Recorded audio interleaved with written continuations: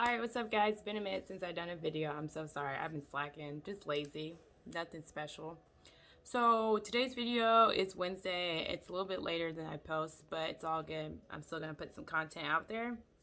I didn't do it last Wednesday because I was recovering from jet lag because I traveled to Texas.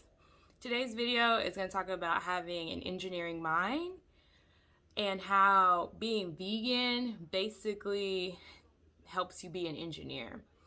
So let me begin with a little background history about my travel experience in Dallas, Texas. I know being vegan in Texas, who does that? Your girl does, I guess. I have a lot of family in Texas and so forth. But being vegan in Texas is not the way to go. So with that being said, I landed in the airport a little late. Everything was closed. As well as with the pandemic, I think that's just a new norm that a lot of things are just always closed earlier because, a lot of businesses aren't getting, the clientele and customers that they need and so forth. So with that being said, everything was closed when we landed. So me and my family decided to talk about what we're going to eat because we're all hungry because there's a time difference between Texas and California. And so I just came to the conclusion that Mexican food is usually a lot more vegan friendly. So we're trying to research different restaurants and so forth. And we came to the conclusion that Taco Bell, I guess, was the best way to go for a vegan option. And so we get to Taco Bell, and I'm ordering my food. I'm ordering my family's food, and we pull up through the drive-thru because that's what's open.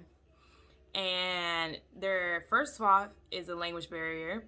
The lady didn't speak English very well, and she had a really Hispanic accent. There's nothing against her for that, It just didn't help the process, me being vegan and trying to explain to her that I couldn't have meat. And so this story basically goes on to say that we were in the actual Taco Bell drive-thru line for at least an hour. And I was just telling the lady, I can't have meat, I can't have cheese, I can't have all these things that normally go on an actual burrito, taco, or whatever. And she wasn't understanding that. It ended up being this long line. It ended up being this whole hot mess. And that's where I go into talking about how literally being vegan, you have to establish an engineering mind. You have to learn how to come up with all these different menu options and work for your favor. And so with that, next day we ended up going to a French restaurant.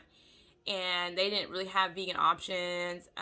They had vegan options in their morning menu, but not in their, they had a little in their lunch menu, but not in their dinner menu. And at that time, we arrived at the French restaurant, and it was dinner time. And it was a really, higher end restaurant, or it could just been the French culture. I'm not familiar with that, but they had specified menus for particular times in the day. So when we arrived at that restaurant, it ended up being dinner time. And unfortunately, they didn't have vegan options like they would in California or other areas. So I literally had to order 2 separate entrees and tell them to put a lot of different things on the side to make something that I could eat.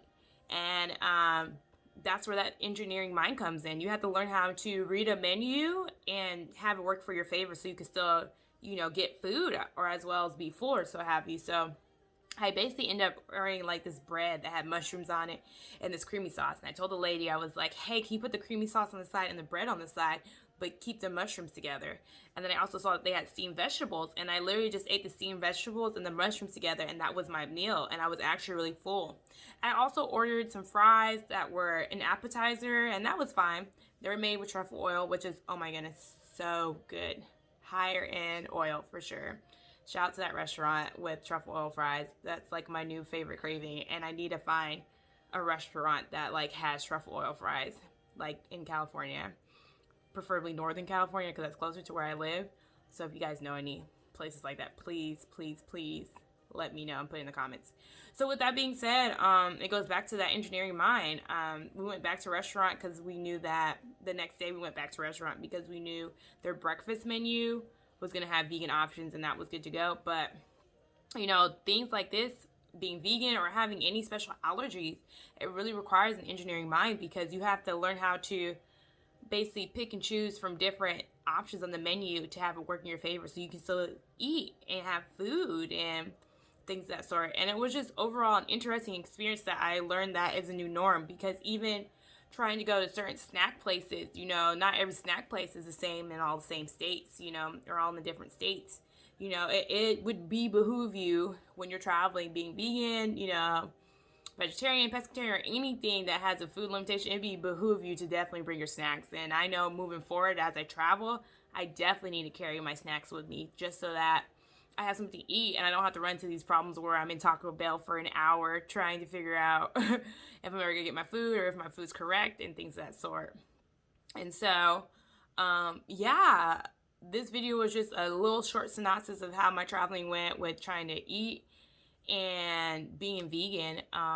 Please like, share, subscribe, and you know, put in the comments some issues or concerns that you have with being vegan or anything in the sense of that you want me to talk about in future videos. Thank you for watching and take care.